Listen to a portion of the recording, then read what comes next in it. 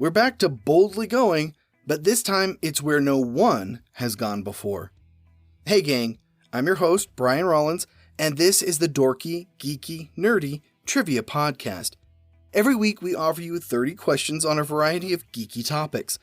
It's been 20 episodes since we last went into the final frontier, and it felt like episode 30 was a great time to come back to the franchise. If you're new to the show, welcome aboard. You can find rules and score sheets on our website, dorkygeekynerdy.com. That's enough of a briefing. It's time to visit Star Trek: The Next Generation. Engage. The Dorky Round.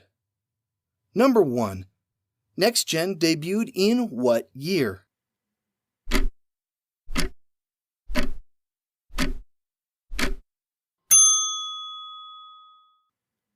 (1989). Number 2. Which letter designation was used for the Next Generation Enterprise?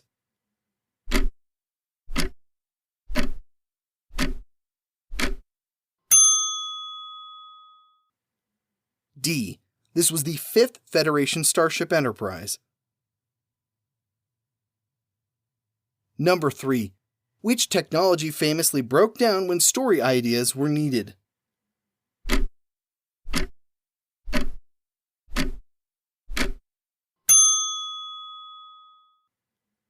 The holodeck. Number 4. What hair accessory became a famously uncomfortable piece of wardrobe?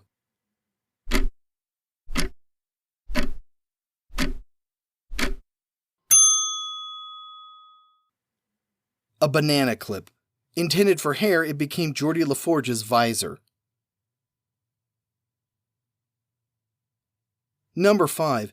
When Jean-Luc Picard enrolled in Starfleet, what industry did most of the Picard family work in?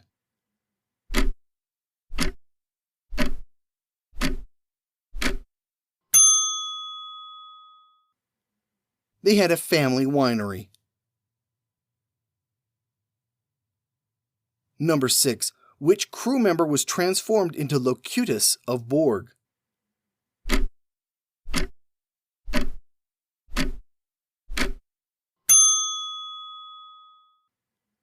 Captain Jean-Luc Picard. Number 7. Which series creator is also known as the Great Bird of the Galaxy?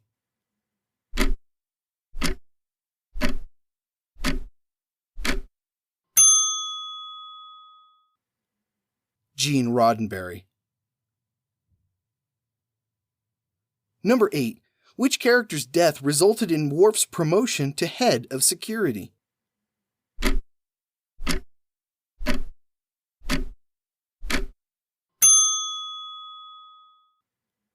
Tasha Yar.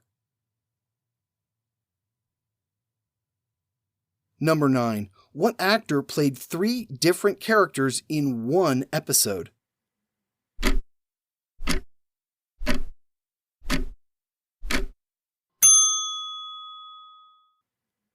Brent Spiner. He played Data, Lore, and Dr. Soong in the episode Brothers. Number 10. The new Enterprise had what emergency combat feature not available in previous ships?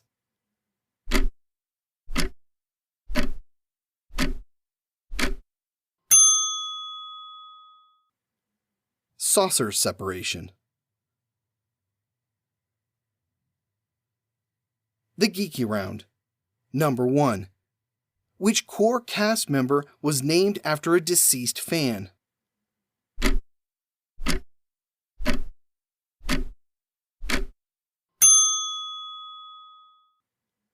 Geordi LaForge, named for George LaForge, a quadriplegic fan. Number 2. Which of the bridge crew have evil doppelgangers?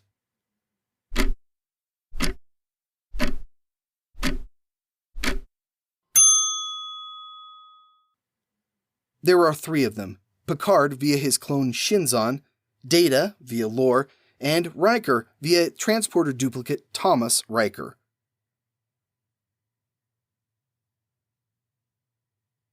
Number 3. Which cast member would have been fired had Gates McFadden not chosen to quit?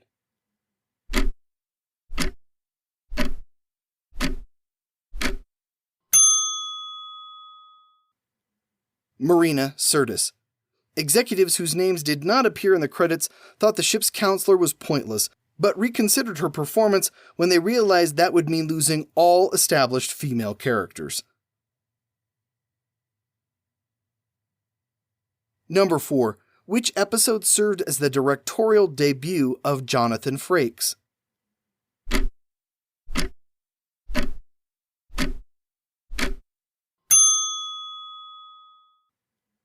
The Offspring. Number 5. Which crew member was once possessed by the spirit of her grandmother's lover?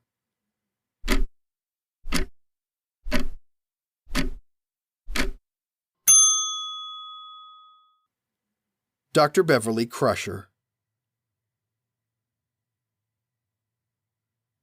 Number 6.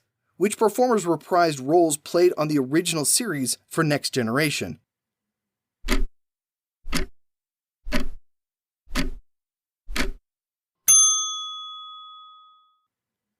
There are 4 of them: DeForest Kelley, Dr. McCoy, Leonard Nimoy, playing Spock, James Doohan, Scotty, and Mark Leonard, Sarek. Number 7. Which real-life physicist once had a cameo as himself?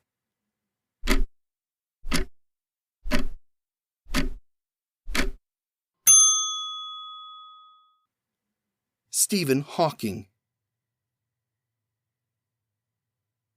Number 8. Who composed the theme music for the series?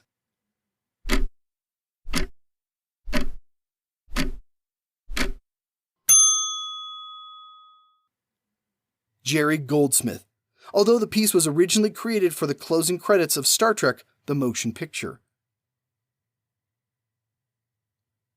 Number 9. Tasha Yar came back from the dead in what episode?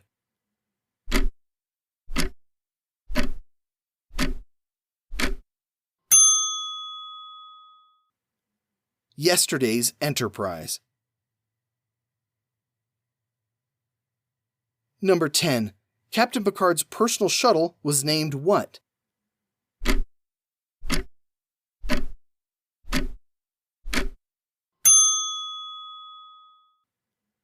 The Cousteau.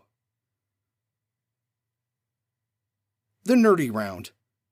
Number 1. Known as the First Lady of Star Trek, who played Lwaxana Troi?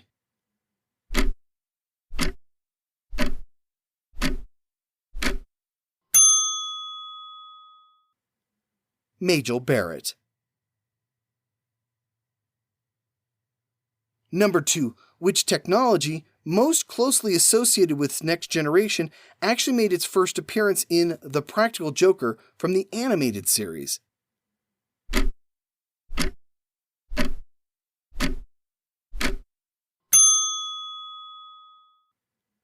The holodeck. Number 3. Who made his directorial debut with the episode Rascals?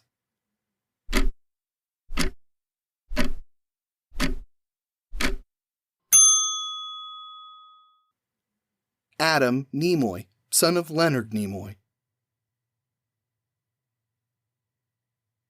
Number 4. Which Next Generation regular cast members also appear on Star Trek Enterprise?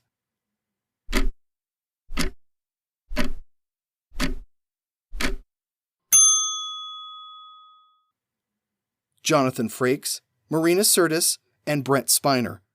The first 2 appeared in the series finale as Riker and Troi, and Spiner appears as an ancestor of Dr. Soong, who is involved in genetic engineering. Number 5.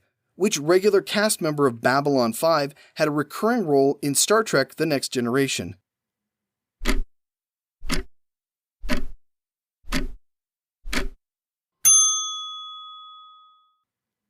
Andreas Katsoulis, who played G'Kar on Babylon 5, also played Romulan Commander Tomalak on Star Trek: The Next Generation.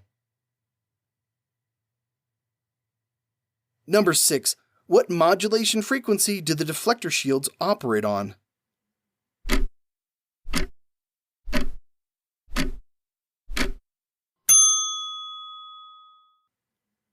(257.4 megahertz). Number 7. Which crew member figured out a way to transport through deflector shields?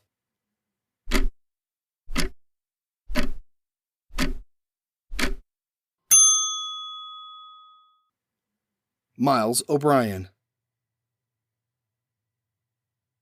Number 8. Which character was named after the series creator?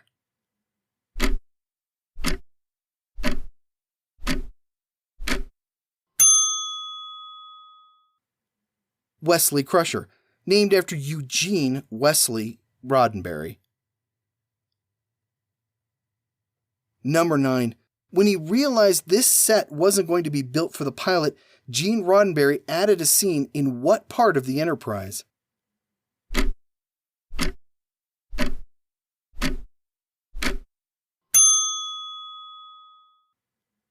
The engine room. He feared the set would never be built if it wasn't built in the pilot. Number 10. Who is Alexander's mother?